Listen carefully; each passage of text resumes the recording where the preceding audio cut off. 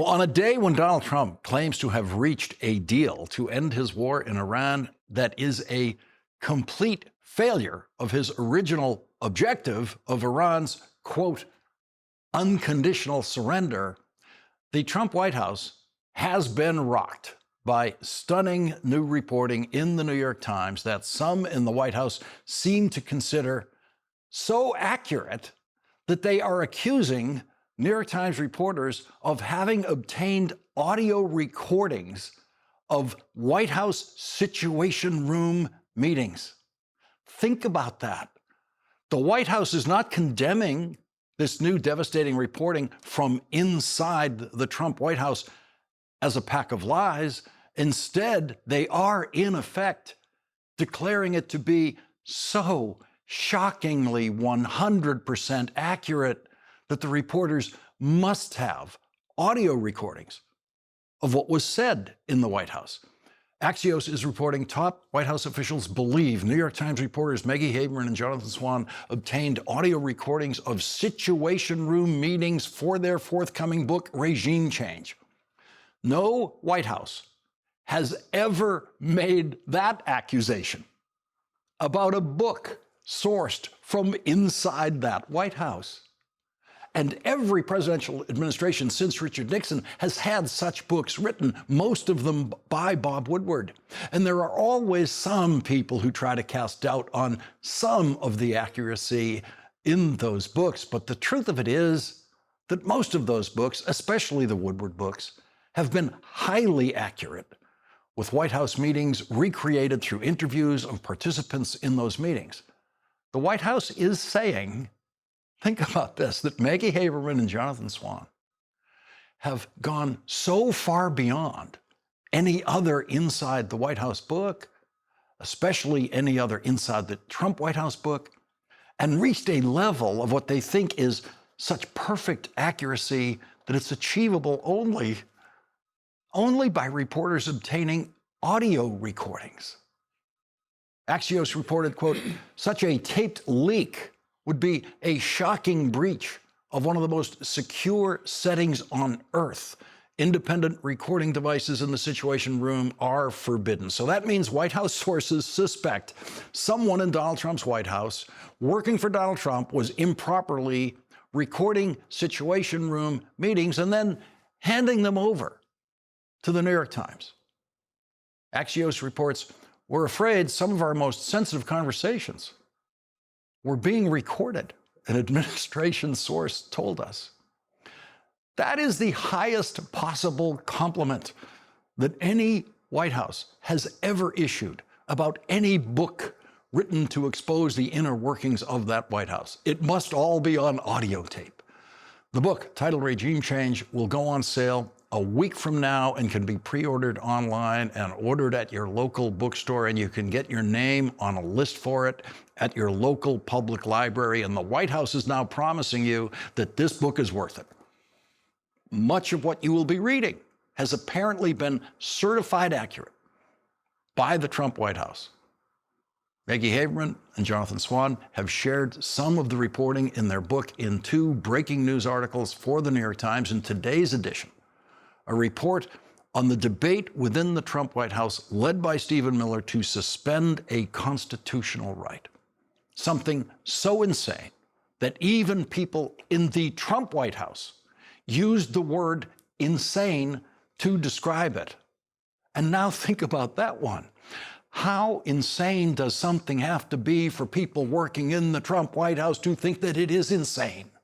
They work for a man who says insane things every day that they accept and publicly support whenever called upon to do so. But privately, they thought Stephen Miller's idea was insane. That's their word for it. Today's New York Times reports some figures in the White House privately called suspending habeas corpus insane. The legal doctrine of habeas corpus has its origins in the oldest English common law and actually predates the Magna Carta of 1215. It took written form in England in the Habeas Corpus Act of 1679 during the reign of King Charles II. It prevents the government from arbitrarily imprisoning people without giving them a right to a hearing. It was something that, as Stephen Miller put it, we're actively looking at. The Constitution is clear, and that, of course, is the supreme law of the land, that the privilege of the writ of habeas corpus can be suspended in a time of invasion. So I would say that's an option we're actively looking at. The White House Staff Secretary, William Scharf, wrote a memo arguing against Stephen Miller's idea of suspending habeas corpus. The Times reports the memo this way. The history of habeas corpus dates back to the very dawn of English common law. He recorded in his memo to Susie Wiles, denial of habeas corpus rights was a key grievance underlying the American Revolution. And the right to apply to the federal courts for habeas corpus review dates to the beginning of the Republic. Stephen Miller wanted to suspend habeas corpus for immigrants in order to speed up what Donald Trump had promised would be the mass deportation of immigrants. Stephen Miller argued that the presence of undocumented immigrants in the country, even those who had been here for decades working harder at their jobs than Stephen Miller ever has, constituted an invasion, and therefore habeas corpus could be suspended. The Times reports habeas corpus had been formally suspended only 4 times, most recently after Pearl Harbor. In every case, the country was at war or facing armed rebellion. Only Lincoln, at the start of the Civil War, had ever claimed the power without congressional authorization, and only during a long congressional recess. Because habeas corpus was written into the body of the Constitution, Alexander Hamilton argued in Federalist Paper 84 that a Bill of Rights was therefore unnecessary. Hamilton said that the habeas corpus provision of the Constitution was enough to prevent the worst possible kind of tyranny. Alexander Hamilton wrote, "The practice of arbitrary imprisonments have been in all ages the favorite and most formidable instruments of tyranny." And so it's Alexander Hamilton versus Stephen Miller in the Trump White House. And as of tonight, Alexander Hamilton is winning. But Stephen Miller has a huge advantage over Alexander Hamilton because Stephen Miller is still working in the Trump White House with a president and a vice president who could not be more ignorant of our history. James David Vance proves that with this statement. If you go back to World War II, if you go back to World War I, if you go back to every major conflict in human history, they all end with some kind of negotiation. No. They didn't. World War II ended with 0 negotiations. World War II ended the way Donald Trump claimed his war in Iran was going to end: unconditional surrender. Japan and Germany each signed unconditional surrender documents. Adolf Hitler killed himself rather than submit Germany to the unconditional surrender that he knew was coming. Every vice president, everyone prior to J.D. Vance has known that President Franklin Delano Roosevelt demanded the unconditional surrender of Germany and Japan during World War II. And when FDR died in the final months of the war, his vice president, then elevated to the presidency, Harry Truman, accepted those unconditional surrenders without a word of negotiation with anyone about those surrenders. That kind of statement by J.D. Vance, demonstrating a complete ignorance of how World War II ended, is the kind of thing that used to get you drummed out of American politics before Donald Trump's dumbing down of the Republican Party. And it tells you something about the quality of thinking that the Vice President of the United States brings to his job. In the report by Maggie Haberman and Jonathan Swan in today's New York Times, J.D. Vance began a White House meeting last year by arguing that it was time to invoke the Insurrection Act, which allows the president to deploy the American military to put down insurrections and rebellions inside the United States. He did this after Renee Good and Alex Preddy were shot and killed by Donald Trump's federal agents in Minnesota when video recordings of the incidents showed that they did not pose any threats at all to the agents who shot and killed them. The Times reports Mr. Vance got to the point they needed to the Insurrection Act swiftly to crush the unrest in Minnesota. It would be painful in the short term, he said, but the message it would send that paid agitators could not get away with disrupting ICE operations would make sure no one tried it again. There was no evidence that either Mr. Preddy or Ms. Good had been paid activists.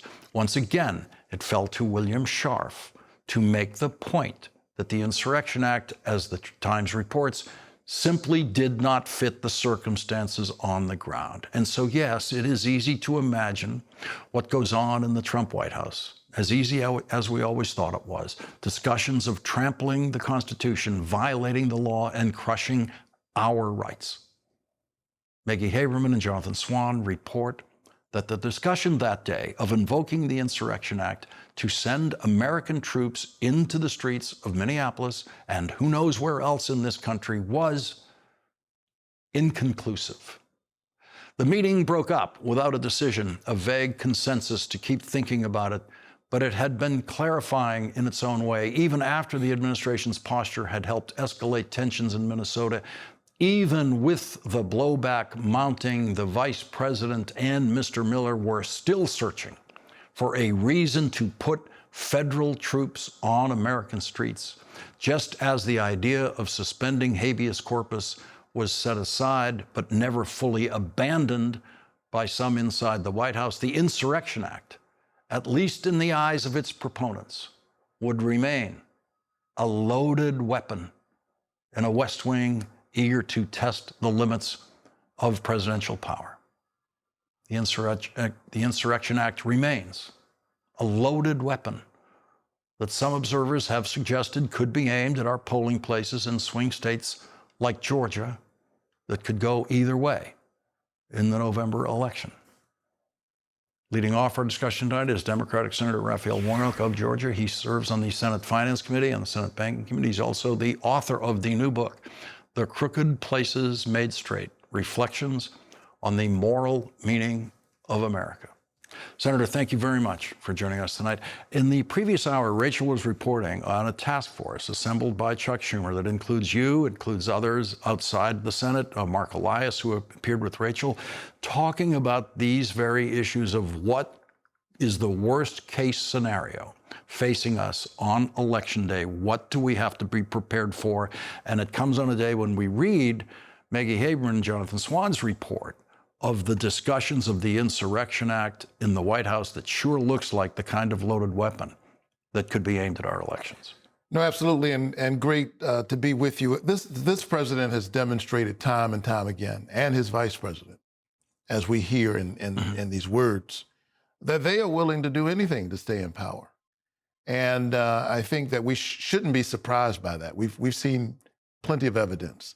What has been striking is the extent to which colleagues of mine in the Congress are willing to go along on this ride. And so we are remaining vigilant. We have to be prepared for this moment. We have to take it very seriously. But here's what we cannot afford to do. We cannot give in to those who are trying to weaponize despair. They've been trying to flood the zone, throw everything at us. And now we're seeing some of the things that they're thinking about throwing at us.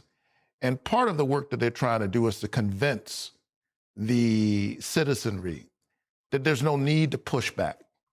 And what we learned by watching the wonderful folks of Minnesota is that standing up and resisting does make a difference. I was just inspired by the people of Minneapolis. I had to go and stand there. It was freezing cold. You know, I'm from Georgia, way below zero. But night after night after night, those folks were standing there and looking out for their neighbors.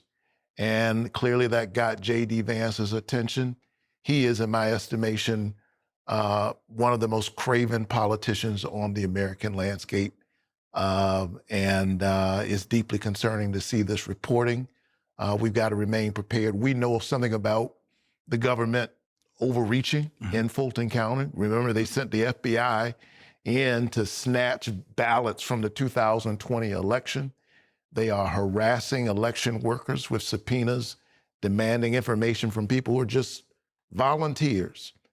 And so we remain focused on this. But part of what we need people to do is prepare to show up. show up, show up, show up. And we'll be using every tool that we have to try to keep our democracy intact.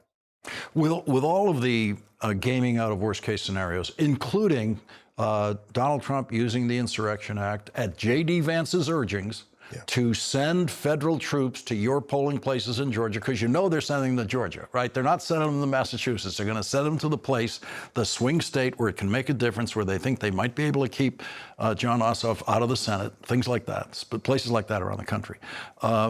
Is voter turnout, is it possible for voter turnout to be so big, even in the face of American troops, that the voter turnout could be the ultimate weapon to overwhelm these kinds of tactics? Well, we got to use all our tools. The answer to this attack on democracy is more democracy. Mm-hmm. We've got to use the tools of our democratic experiment.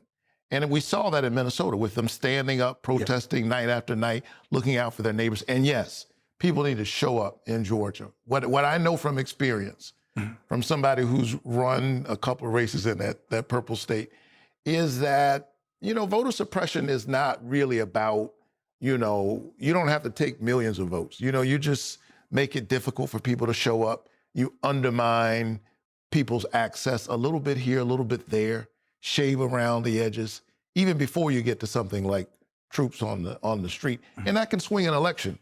They said that in the first weekend of the runoff election, in my second election, that people couldn't vote that weekend. And they misinterpreted this old law in Georgia, a couple of days after the holiday, and you couldn't show up. So they said their hands were tied. It was the law, is what officials in Georgia said. And since they said their hands were tied, I decided to untie their hands. I sued them.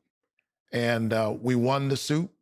And then the folks who said their hands were tied showed their hands, appealed the suit. They could have gotten us ready to vote. They appealed the suit. 2 appeals before Georgia voters could show up that first weekend of the runoff. About 70,000 or so people voted that weekend. I won by about 100,000 votes. So these things are close. And they can go a little bit here, a little bit there, which is why we have to remain vigilant on every front. We have to use the courts. We need an army of lawyers. We need to continue to raise questions around ICE. If they put ICE in front of polls, that's illegal, it's unconstitutional. If they can't do it, that doesn't seem to bother this administration that much. And yes, showing up makes it harder to steal an election. As we're watching this gerrymandering that's going on all across the South as a result of this awful decision made by the partisans on the Supreme Court, they're using every tool. And so we've got to show up and overwhelm their projections about who's going to show up. We're going to squeeze in a commercial break here. When we come back, I want to ask you about public attack on the former First Lady, Michelle Obama, at the White House of all places this weekend. This is Trump filth. I don't normally want to traffic in these things, but I think this is a night when we need Reverend Warnock to guide us through a reaction to this. We're going to be right back.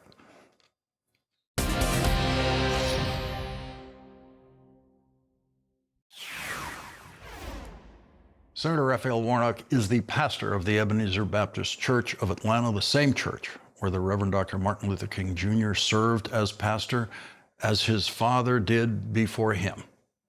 Raphael Warnock's new book is titled The Crooked Places Made Straight: Reflections on the Moral Meaning of America.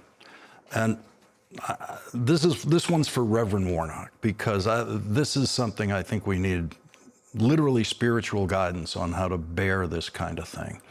I want to ask you about what happened at the White House this weekend. One of the fighters and performing there, I've never heard of the guy, specifically attacked Michelle Obama viciously, poisonously, by name, in a way that everyone there seemed to enjoy. No objection from Donald Trump. He called the guy outstanding afterwards, as he did all the other performers up there.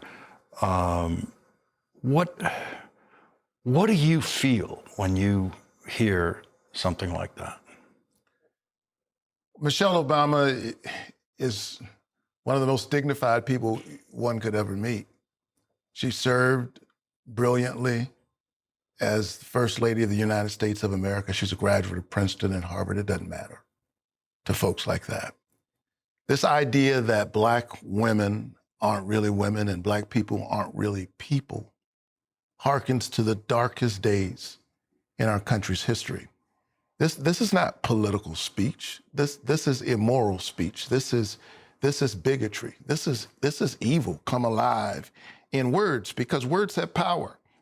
And if you can diminish people, if you can say that there's something other, then that opens the door for you to unleash the kind of cruelty that we're seeing under the Trump administration. So it was very painful to hear the reporting about this. You know, I've had the pleasure of being in the presence of the First Lady, but when I see this, I don't just think about her, I think about my own sister. Mm-hmm.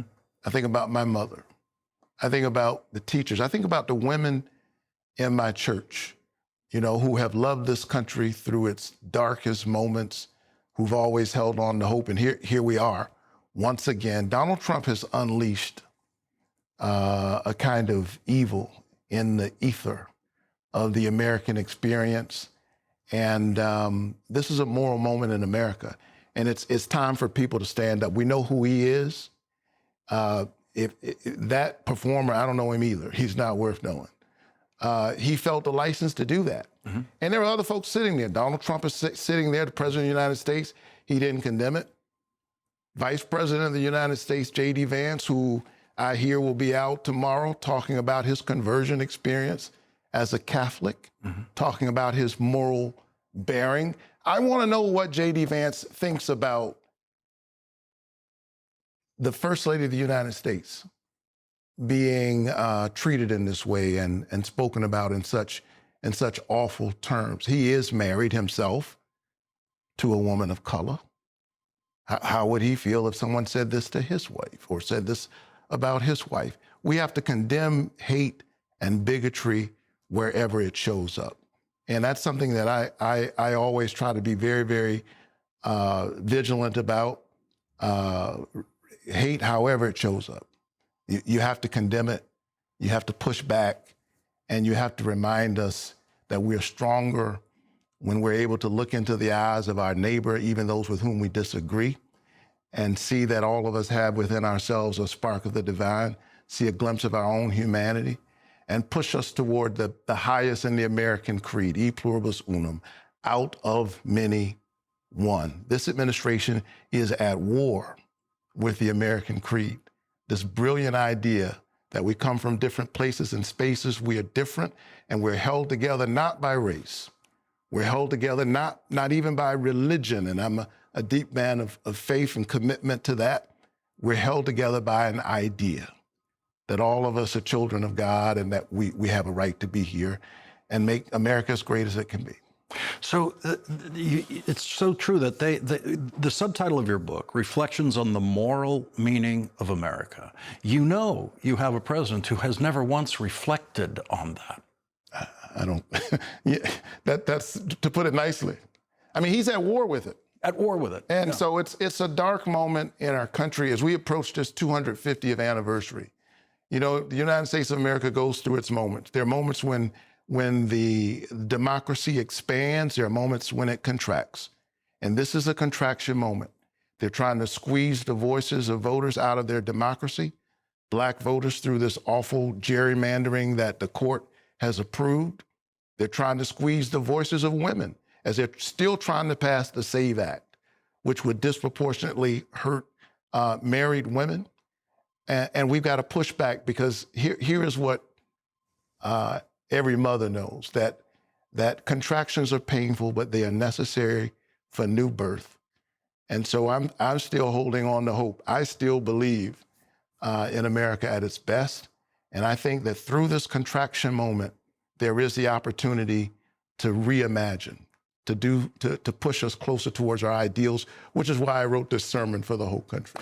It's I'm going to use the title as it appears, your title as it appears on the bio on the jacket of the book, Senator Reverend Raphael Warnock. Thank you very much for this book, The Crooked Places Made Straight. I want to get it on camera here. There it is. Reflections on the Moral Meaning of America. It is a sermon, and it is the kind of thing I was so glad to be holding this in my hand this weekend, both before and after I heard that poison from the White House. This does help. Thank you very much for joining us tonight. Bless you. Keep the faith. Thank you. And coming up, Richard Nixon said he had a secret plan to end the war in Vietnam, but that was before he was president. Donald Trump now has a secret deal, he says, to end the war in Iran. And that deal, if it exists, is apparently so humiliating to Donald Trump that he's keeping it secret. Lieutenant General Mark Hertling will join us next. Yesterday, Donald Trump posted on social media that a deal with Iran, quote, is now complete. That was his word, complete.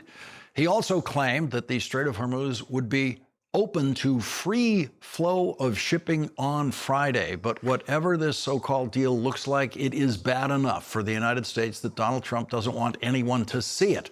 Unlike President Obama's written deal to prevent Iran from acquiring a nuclear weapon, every word of which was released publicly. On Saturday, President Obama said this. It is doubtful that any agreement that arises is going to be significantly different or a significant improvement from the deal that we had in the first place and had worked for a long stretch of time before we, the United States, pulled out of it. And now Donald Trump's vice president is trying to defend the kind of thing that Donald Trump used to say was indefensible. The Iranians are saying that they're going to have access to a $300 billion reconstruction fund. True or false? Well, Ed, that's the sort of thing they could have access to, funded by the Gulf Coast Coalition, so long as they honor their end of the obligation. Joining us now is Lieutenant General Mark Hertling, retired commander of U.S. Army in Europe. He is an MS Now military analyst. General, it's hard to talk about something we haven't seen, this so-called deal, but we're getting reports tonight like Donald Trump saying the Strait of Hormuz will be absolutely toll-free. New York Times headline says maybe they're not going to be called tolls, but Iran will be charging fees to pass through the strait at some point. What's your assessment of this war and this outcome? In trying to deal with facts, Lawrence, what I see is we have the administration claiming some things, the Iranian administration and the Iranian-backed media claiming others, in some cases saying that what the U.S. administration is saying is not true. And then you have independent reporters who are trying to get the facts, and they can't seem to find them. When you see various members of the U.S. administration, Mr. Trump's cabinet members and vice president go out and speaking, they seem to be obfuscating everything that is part of what the president says is a deal. I think he wanted to go to the G7 conference and declare himself a victor and proclaim great accomplishments and maybe even ending another war, the 9th war of which he started himself. But I guarantee you that those members of the G7 are not buying it, just like Senator Thune is not buying it because he hasn't seen the memorandum of understanding and he doesn't even know what's in it. So you have an administration that's speculating on what they think they would like to happen. But unfortunately, whenever you're talking about negotiations with foreign countries, especially after conflict, you have to have both sides on the same page. And it's readily apparent to any independent observer, we are not on the same side or on the same page as Iran is right now. And within the context of what the Trump administration is trying to achieve here and how they think it's going to be achieved. Were you as shocked as I was when you heard the vice president say that World War II ended in a negotiation like what Donald Trump has been doing for the last 100 days? I was not shocked. I was just befuddled that he would say something like that. But this is not the first time we've heard members of the administration say things like that. It's a total disregard of history. It's a lack of understanding of other cultures or what has happened in the long timeline of the United States conducting operations in foreign countries. I was once told, if you want a new idea, read an old book. None of these individuals have read an old book. It would be nice to know that when you're dealing with other nations in these kind of negotiations, that you understand the cultural dynamics and the historical dynamics of the country you're dealing with, or even United States history. And it seems that sometimes they forget that. Lieutenant General Mark Hertling, thank you very much for joining us tonight. Pleasure, Lawrence. Thank you. And coming up, after the New York Times last week reported on what they called the Epstein files freakout at the White House, our next guest, Congressman Robert Garcia, asked for the testimony of all of the participants in the White House Epstein files freakout, including Vice President J.D. Vance. Congressman Robert Garcia joins us next.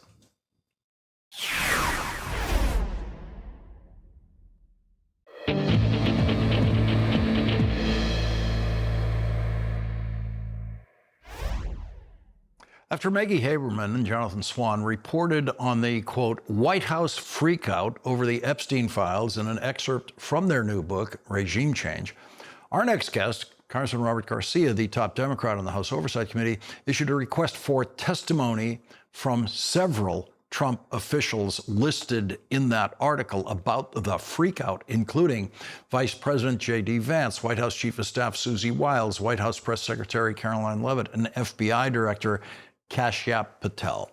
And today, award-winning journalist Julie K. Brown, whose work helped lead to the 2019 arrest of Jeffrey Epstein and 2020 arrest of Ghislaine Maxwell, reports in the Miami Herald. Sarah Kellen, a longtime personal assistant to sex trafficker Jeffrey Epstein, has disclosed for the first time that Epstein's preferential treatment at the Palm Beach County Jail may have been the result of him paying off Palm Beach Sheriff's deputies. Kellen, during her interview with the House Oversight Committee last month, was questioned about perks that Epstein received while he was incarcerated at the Palm Beach County Stockade, a facility where Epstein was jailed from 2008 to 2009. She said she visited Epstein several times at the jail, and one time when she was home, she was able to use Skype from a jail computer. He was able to use Skype from a jail computer to contact her. He used that computer to get her to undress for him on camera while he was in the jail, Kellen testified. She was then asked by Florida Congressman Maxwell Frost, a Democrat who represents the Orlando area, whether she knew of any other ways that Epstein was able to receive special treatment in the jail. I know that he arranged to have cash and, like Disneyland tickets, taken to one of the officers in the jail, and I'm not sure what he received with that, Kellen replied. According to a transcript of her testimony, she identified that Palm Beach's sheriff's deputy as she identified the Palm Beach Sheriff's deputy as Michael Fox. She was asked how she learned about Fox, and she explained that Epstein's paralegal, Story Collins, had complained to her that he had to drive a long distance to personally deliver the cash and tickets from Epstein. The Miami Herald was unsuccessful in reaching Michael Fox. Joining us now is Democratic Congressman Robert Garcia of California. He's the ranking member of the House Oversight Committee. Congressman, thank you very much for joining us tonight. You apparently read Maggie Haberman and Jonathan Swan's reporting about the White House freakout at the same time we all did. And you would now like to hear testimony from the participants in that very comprehensively described freakout. Absolutely. I mean, quite frankly, it was a bombshell report, and obviously we're beginning to learn even more about the activities around the White House, and there's more to be expected as the book comes out and more information comes out about the White House and what's going on the inside of this administration, the most corrupt in history. Look, the reality is, for the very first time in this entire investigation, we have learned that the Vice President, J.D. Vance, has also been at the center of this cover-up, directing strategy, holding who knows how many meetings in the Situation Room, a place reserved for national emergencies, and bringing together the top administration officials to talk strategy to exonerate President Trump from the Epstein files. We still don't know, and it's unclear how many meetings they were. What were the full conversations about? What else did J.D. Vance direct? And certainly, the notion that he was suggesting that Tucker Carlson should interview Ghislaine Maxwell, or that somehow they're discussing this pardon for Ghislaine Maxwell. This is high-level conspiracy. It's high-level cover-up. It's information that we need to get out. And so my request to Comer, the chairman, has been simple. We need to talk to these top admin officials and get them in front of our committee. The idea of having Tucker Carlson interview her publicly in a way that they hoped would be favorable to Donald Trump, certainly from J.D. Vance's perspective, had the advantage of, well, that's not going to be under oath in any way. That's exactly right. Look, I think people need to really understand why this has been so important. Is we do now know that the vice president is part of the cover-up, and he must answer questions. He is suggesting, essentially, and trying to figure out ways to exonerate Donald Trump, to clear Donald Trump's name. He's making those suggestions. Well, what other suggestions did he make? What other conversations was he having in the Situation Room with Susie Wiles, with the FBI director, with the head of the DOJ? These are the top officials at the Justice Department and throughout the administration, with the Communications Department. So J.D. Vance is now at the center of this cover-up, and he's got to answer questions. The simple fact that they were discussing Ghislaine Maxwell as a possible pardon and as a way of actually getting Trump and the heat off of Trump is horrific. And it's crazy. It's crazy that they thought they're going to get away with this. Yeah, there was a lot of public speculation that they were talking about or thinking about pardoning Ghislaine Maxwell. Donald Trump certainly wouldn't rule it out when he was asked about it from reporters. And now you have these documented account from inside the White House, thanks to Maggie Haberman and Jonathan Swan, that yes, indeed, they were talking about pardoning Ghislaine Maxwell. I think that's right. And I think what's really interesting is, we only know what's been released so far. And so I expect there's going to be a lot more ahead, including more information about our investigation and what they're talking about in the White House. We just learned recently from Pam Bondi, when she was in front of us, that she put all the blame on Todd Blanche and that she admitted that she had no idea about the Ghislaine Maxwell transfer. She learned about it in the media after the fact. I mean, give me a break. And she could not remember how it happened, who got asked, who actually made the request. So Todd Blanche also has a lot to answer for here. We have no information. This reporting tells us and gives us an insight that the Ghislaine Maxwell pardon, the interview, reaching out to her, was all essentially devised in the Situation Room, a place reserved, as we know, for national security, for national emergencies. And apparently, the Epstein investigation is so serious that that's where they're having these meetings. Yeah, Todd Blanche was basically volunteering to play the Tucker Carlson role suggested by J.D. Vance. That's exactly right. I mean, essentially, Todd Blanche became the Tucker Carlson stand-in. And we know that Ghislaine Maxwell then gets moved to a less secure prison. No one will tell us why or who directed the move. Still, to this day, no one will tell us why. We've got to get that question answered. And it's clear that Todd Blanche is working through this meeting in the Situation Room to exonerate and to essentially get the heat off the president. Well, the heat's not coming off the president. We're only going to intensify it. He has questions that we need to get answers to all these questions, including from the VP. Congressman Robert Garcia, thank you very much for joining us tonight. That is tonight's last word.